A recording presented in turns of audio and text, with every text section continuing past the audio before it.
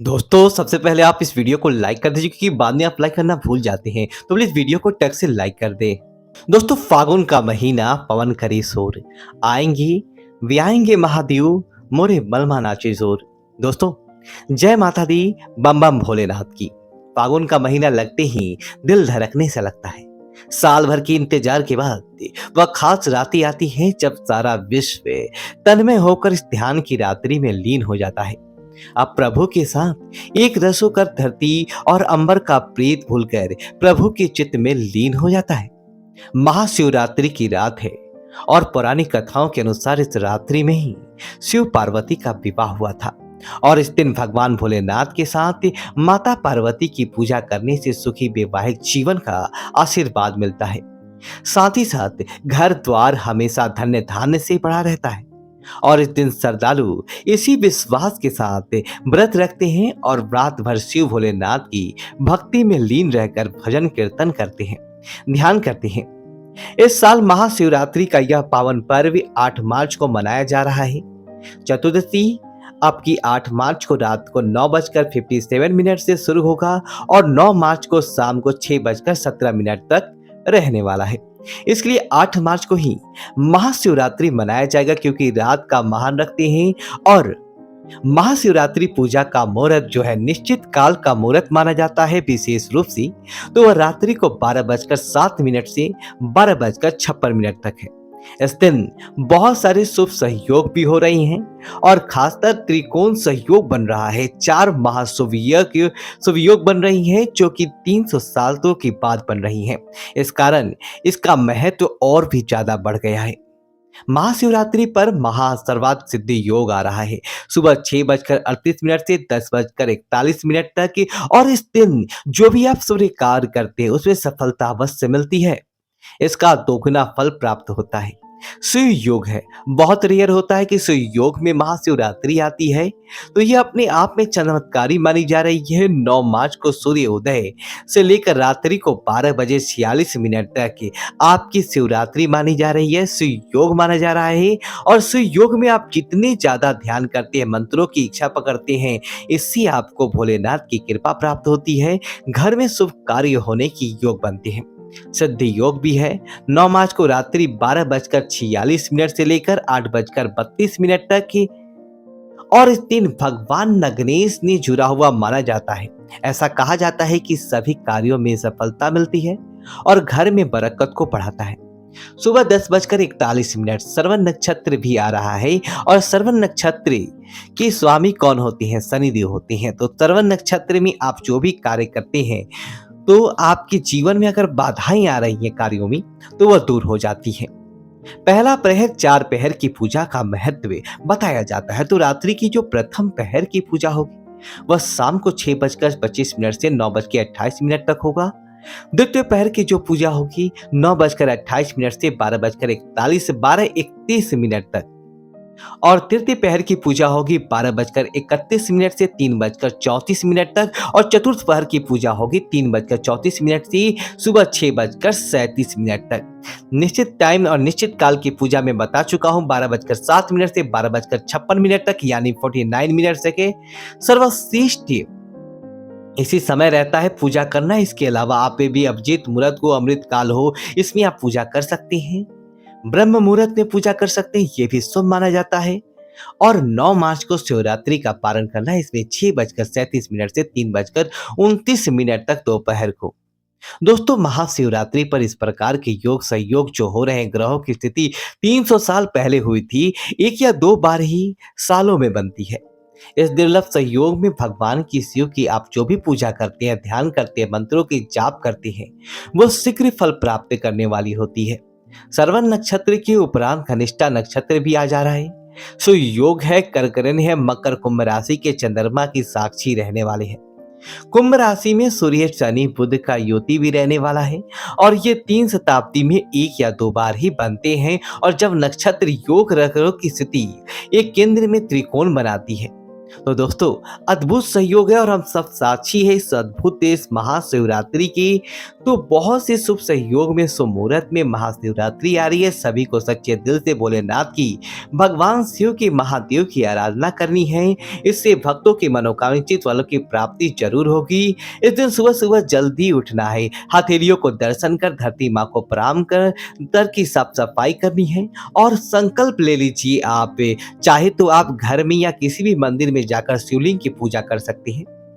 घर के कौन से शिवलिंग की पूजा करनी चाहिए, इसको लेकर बहुत सारा कंफ्यूजन रहता है। तो बता दूं आपको, जो आम गृहस्थ है वह नर्मदेश्वर रखे तो ठीक है, जो नियमित पूजा पाठ नहीं कर पाती। घर में अगर ले से शांति चाहिए, धन की अभिलाषा हो, बहुत सारा पैसा चाहिए, शांति पीसफुल लाइफ चाहिए, कला कलेश दूर हो जाए, ऐसा चाहिए, सुंदरता चाहिए, तो स्फटिक का शिवलिंग श्रेष्ठ माना जाता है। लेकिन अगर इन सब के साथ साथ आपको पावर चाहिए, शक्ति चाहिए, चमक चाहिए, जीवन में नकारात्मक ऊर्जाएं हैं आपके घर के आसपास, उसे बचाव चाहिए, तो परा का शिवलिंग रखना चाहिए। पारद, जिसे शिव जी का वीर्य माना गया है, वीर्य जिसे सभी चीजों की उत्पत्ति हुई है, चाहे वो आप चाहे मैं, इससे पवित्र कुछ हो ही नहीं सकता। इसमें शिव तत्व होते हैं, इसीलिए साक्षात शिव जी का प्रतीक माना गया है। और अगर आप इस पारस शिवलिंग को अपने घर में रहकर इसकी पूजा करते हैं, आपका घर ज़्यादा नवग्रहों के अनिष्ट प्रभावों से दूर रहता है। साक्षात शिव का वास आपके घर में होता है, आपके घर के लोगों में शिव तत्व का जागरण होता है और अकाल मृत्यु का भय समाप्त होता है। सभी बड़े और बच्चों की बुद्धि तीव्र होती है, स्वास्थ्य में लाभ होता है, धन धान में वृद्धि होती है, मान सम्मान में वृद्धि होती है, पद प्रतिष्ठा में वृद्धि होती है, सातों सुख प्राप्त होते हैं। 12 ज्योतिर्लिंगों की पूजा का फल सिर्फ एक पारस की पूजा से प्राप्त हो जाता है। रावण भी कहते हैं कि पारस शिवलिंग की पूजा किया करता था और इससे घर में लक्ष्मी, कुबेर, सरस्वती और महादेव चारों का एक ही जगह पर वास हो जाता है। कहते हैं जिस घर में भी पारस शिवलिंग की पूजा की जाती है, उस घर की रक्षा स्वयं महाकाल और महाकाली करते हैं। लेकिन ध्यान रखना है कि किसी का भी दिया हुआ पारस शिवलिंग की पूजा आपको नहीं करना चाहिए, यानी कहीं से उठा करके शिवलिंग, कहीं से भी पारस की शिवलिंग लेकर के पूजा नहीं करनी चाहिए, क्योंकि पारस लिक्विड द्रव्य होता है। इसमें विशेष और सतिया डाल करके ही जब भी शिवलिंग का निर्माण किया जाता है, तब जाकर के अभिमंत्रित मंत्रों द्वारा इसको सिद्ध करके 1.25 लाख महामृत्युंजय मंत्रों से और भी शिव जी के मंत्रों से इसे अभिमंत्रित करके अग्नि क्रिया, भूत शुद्धि आदि करके जब इसका तैयार किया जाता है, तब ये अपना फल आपके घर पर आकर के देती है। तो अगर आप पारस शिवलिंग पर घर में लाना चाहती हैं, कोई भी शिवलिंग घर पे रखना चाहती हैं, कोशिश करें कि अभिमंत्रित किया हुआ शिवलिंग रखें अपने आप में। हालांकि ये सर्वसिद्धि माने गई हैं। कुछ लोग कहते हैं कि ये अपने आप में सर्वसिद्धि होती है, लेकिन सर्वसिद्धि है यह स्वयं भू है, यानी स्वयं सिद्ध है। उन चीजों में दूसरों की नकारात्मक ऊर्जा बहुत जल्दी पकड़ती है, इसलिए इनको डिटॉक्सिफाई करना चाहिए। इसके बाद इन्हें एनालाइज करके अपने घर पे रखना चाहिए। इसकी प्रॉपर कोई ज्योतिष संस्था चाहे शुद्धि किया जा सकती है, सिद्धियां की जाती है, वहीं से आपको इसे प्राप्त करना चाहिए। तो जो भी शिवलिंग हो, अगर आप किसी मंदिर में जा रहे हैं तो बहुत अच्छी बात है। अगर आपके घर पर कोई भी प्रकार के शिवलिंग हो, तो पहले तो भोलेनाथ को पंचामृत से स्नान करवाइए। एक लोटे में आप भी केसर घोल लीजिए, कम से कम थोड़ी सी पत्तियाओं की, केसर की 4-5 पत्तियां हो, उसे घोर करके कलर उसका चेंज हो जाए, मसल लीजिए और 8 लोटे जल से आपको भोलेनाथ का अभिषेक करना चाहिए। घर में छोटे शिवलिंग है तो बड़ा प्रगात रख लीजिए, उसमें आप जल से अभिषेक कीजिए। पंचामृत से स्नान कराइए। पंचामृत यानी दूध, दही, घी, चीनी, शहद, इसे मिला करके भोलेनाथ पर अभिषेक करना चाहिए। देखिए, शहद से अभिषेक क्यों करते हैं? इससे आपके जीवन में आ रही समस्याएं दूर होती है। पर्सनल जो रिलेशनशिप है वो लव है, प्यार है, इस सब में आपको वृद्धि मिलती है, सदा बना रहता है। दही से अभिषेक इसलिए करते हैं ताकि आर्थिक क्षेत्र में जो आपकी फाइनेंशियल फील्ड में प्रॉब्लम आ रही है, उसमें आपको परेशानियां कम हो जाती है। गन्ने के रस से भी अभिषेक करना चाहिए, इससे माता लक्ष्मी प्रसन्न होती है। और भोलेनाथ का जब भी आप अभिषेक कर रहे होते हैं तो विशेष रूप से ओम पार्वती फतेह नमः, ओम पार्वती फतेह नमः, इससे पार्वती माता भी प्रसन्न हो जाती हैं। आपके जीवन में अकाल संकट नहीं आता। शुद्ध जल से अभिषेक करें, चंदन अर्पित करें, अक्षत चढ़ाएं, बिना टूटे हुए चावल आपको चढ़ाने चाहिए।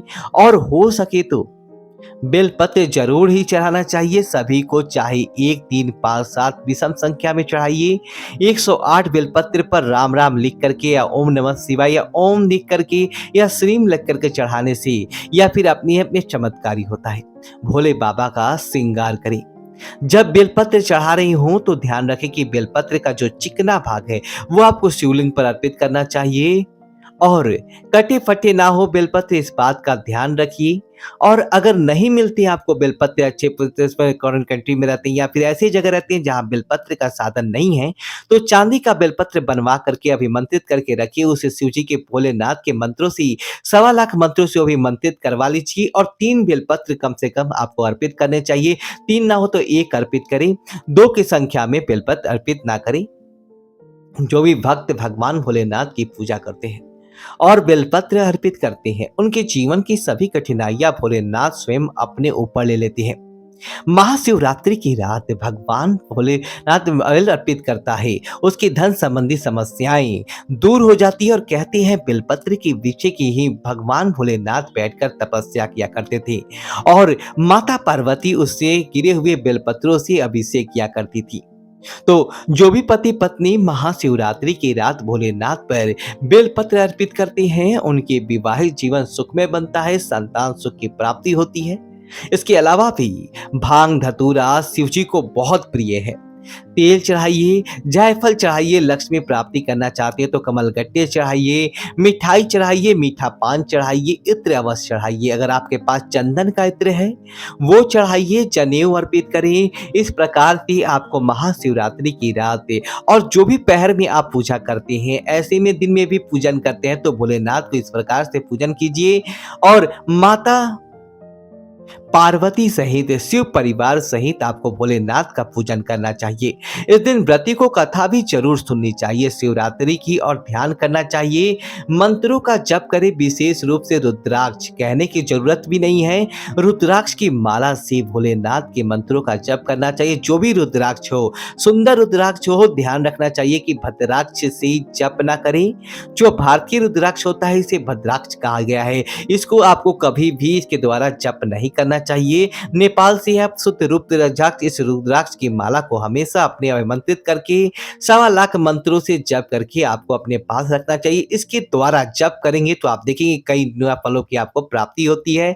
और नहीं है आपके पास रुद्राक्ष की माला अभिमंत्रित थी तो आपको चने की दाल 108 गिन कर रख ले, उससे आपको मंत्रों के जप करने चाहिए।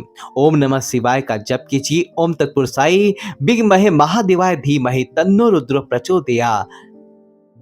ओम त्र्यंबकम यजामहे सुगंधिम पुष्टिवर्धनम उर्वारुकम बंदनाम मृत्यु मोक्षी माते में मदाम। कोई भी मंत्र ले लीजिए, इससे आपकी जप कीजिए। मंदाकिनी शल्य चंदन चताय नंदीश्वरी प्रतनाय महेश्वराय, मंदार पुष्प में बहु पुष्प सुपजिताय तस्महि मकराय नमः शिवाय। 50 से सूक्त है, इसका जाप कीजिए, फल फूल चढ़ाइए। दोस्तों भोलेनाथ गजब तरीके से प्रसन्न हो जाते हैं और थोड़ा सा दान की आवश्यक करें। गरीबों को, जरूरतमंदों को, कम्बल हो, भोजन हो, मिठाई हो, कम से कम ये दे दीजिए, ये दी और भजन कीर्तन करते हुए रात्रि का दिव्य आरती कीजिए। दोस्तों भोलेनाथ भोले भंडारी हैं और देवताओं में सबसे दयालु हैं, लेकिन वो भगवान शिव अगर गलती किसी से हो जाए तो उनसे बड़ा क्रोधी भी कोई भी नहीं होता है। इतने भोले हैं कि जो भी भक्त उनको सच्चे मन से पुकारता है उसकी मनोकामनाएं जरूर पूर्ण करते हैं। वे तो ऐसे भगवान कभी किसी को सजा नहीं देते। फिर भी ध्यान रखना चाहिए, मांस मदिरा आदि का सेवन करके इसे पूजा पाठ ना करें। किसी के लिए मन में गलत भावना, किसी मंदिर जा रहे हैं तो लड़कियों के प्रति गलत दृष्टि, स्त्रियों के प्रति गलत भाव या मन में किसी प्रति या भाव रख करके गंदी भावना से पूजा ना करें। इस दिन पशु पक्षियों, पेड़ पौधों को हानि ना पहुंचाए, किसी भी जीव को नाराज ना करें, बड़े बुजुर्गों का सम्मान करें। घर में कलह कलेश करने से बचे, बच्चों को मारे पीटे नहीं, अपने पति पत्नी आपस में किसी प्रकार की कहा सुनी ना करें। और ध्यान रखें कि जो भी दूध अर्पित करेंगे तो पैकेट का दूध डायरेक्ट लेकर मंदिर में अर्पित नहीं करना है। किसी चांदी के लोटे में, किसी स्टील के गिलास में ले लीजिए, वो ठीक है, लेकिन आप ऐसे जाकर डायरेक्ट प्लास्टिक की बोतलों से जल या प्लास्टिक के इस्तेमाल उनके पूजा में ना करें। और तांबे के लोटे में दूध लेकर के नहीं चढ़ाना चाहिए। तो दूध अगर लेकर जा रहे हैं तो पीतल, स्टील इसमें आप डाल सकते हैं। किसी बर्तन से ही आपको भोले बाबा को जल चढ़ाना चाहिए। इस दिन आपको ये नहीं कि उपवास किया है तो सुबह ही देर से उठेंगे, दिन काटना है तो दोपहर को भी 4 घंटा सो गए, इसके बाद रात्रि में भी सोने लगे, तो पूरे टाइम सो कर के व्यतीत करेंगे तो इससे भोलेनाथ नाराज होते हैं। ध्यान का दिन है तो ज़्यादा से ज़्यादा ज्योतिर्लिंग के सामने बैठकर ध्यान करें। और देखिए दोस्तों कैसे आपके जीवन की संपूर्ण कठिनाइयाँ कम हो जाती है। अगले वीडियो में आपको बहुत सारे उपाय बताने वाला हूँ। वीडियो को लाइक करें, कमेंट बॉक्स में ओम नमः शिवाय लिखें और हमारे चैनल को सब्सक्राइब करें। धन्यवाद दोस्तों।